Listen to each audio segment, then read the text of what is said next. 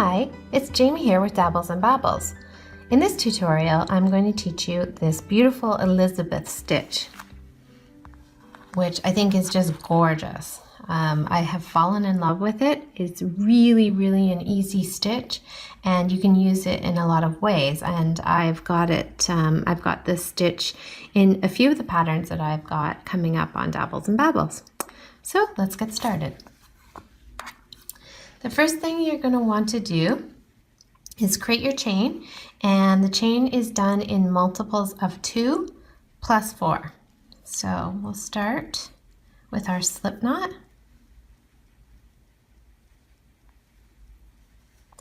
All right, and then we are going to start our chain. So I'm going to do 10. So 1, 2, 3, 4, 5, 6, 7, 8, 9, 10. So that's my chain of 10. And now I'm going to add 4. 1, 2, 3, 4. So we're starting with 14 chains. Now what we're going to do is we are going to start our first Elizabeth stitch in the 4th chain from the hook. So 1, 2, 3, 4. The Elizabeth stitch is really simple, so let me explain it right now. The first thing you're going to do is insert your hook into the chain. You're going to yarn over, pull through, so there's 2 loops on the chain. You're going to yarn over, go into the same chain, yarn over, and pull through until you have 4 loops on the chain. And once you've got 4 loops on the chain, you're going to yarn over and pull through all 4 loops. And then to complete the stitch, you are going to chain 1. And that's the Elizabeth stitch.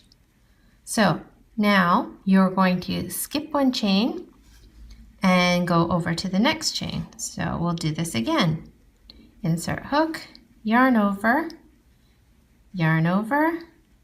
insert hook, yarn over, pull through, and yarn over and pull through all 4 loops. And then chain 1, and then there you go. There's your second. We'll do it one more time.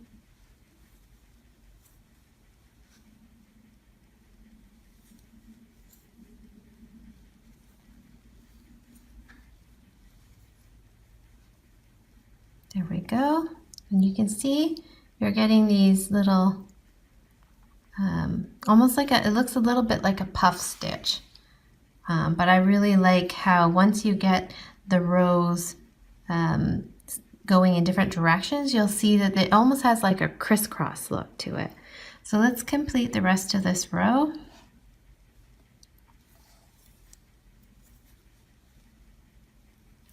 It's a little fiddly at first, just holding such a small piece of material, but once you get a couple of rows done, it becomes much easier to hold, pull through, and then we should be on our last chain here.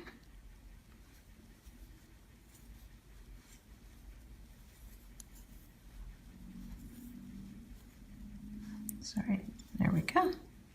Pull up on that. And then we will end with that chain 1. And now we're going to chain 2 more so that there are 3 chains. And then we are going to turn our work. So you can see this beautiful stitch pattern happening. All right. So for the second row, where you're going to want to insert your hook is into this first chain here. You'll see in every space here between the Elizabeth stitches, there's like 2 V's, and you want to be going into this very first one in each stitch, okay? So in this particular incident, it's the one right under the chain. So we're going to insert our hook, pull through, yarn over, insert our hook, yarn over, whoops, pull through, and pull through all 4 loops, and chain 1. And next, we're going to see the 2 V's here. We're going to go into this under the first one, and we are going to yarn over, pull through, yarn over, and pull through all of them. And again, just continue in this manner down the rest of the row.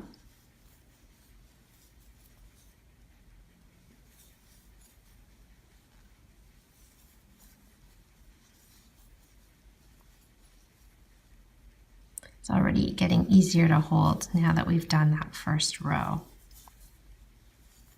Pull through. And then in the very last, you want to be looking for the turning chain, and you want to do the last Elizabeth stitch into the turning chain. Pull through, chain 1, chain 2, chain 3, and turn your work. And remember, we're starting the very first stitch is going to go into that stitch right under the turning chain. And then we carry on. And you can see how it starts getting a bit of a crisscross pattern here. And eventually it looks like this, which I just think is such an elegant and stunning looking crochet stitch. And yeah, that's it. Carry on, and remember, you can do it any size. You're working this in multiples of 2 plus 4. So I think it would make a beautiful scarf, a blanket. There's a whole bunch of things you could do with this stitch. So I hope you enjoyed this tutorial. Visit me on Dabbles and Babbles and drop by and say hi. Thanks again. Bye-bye.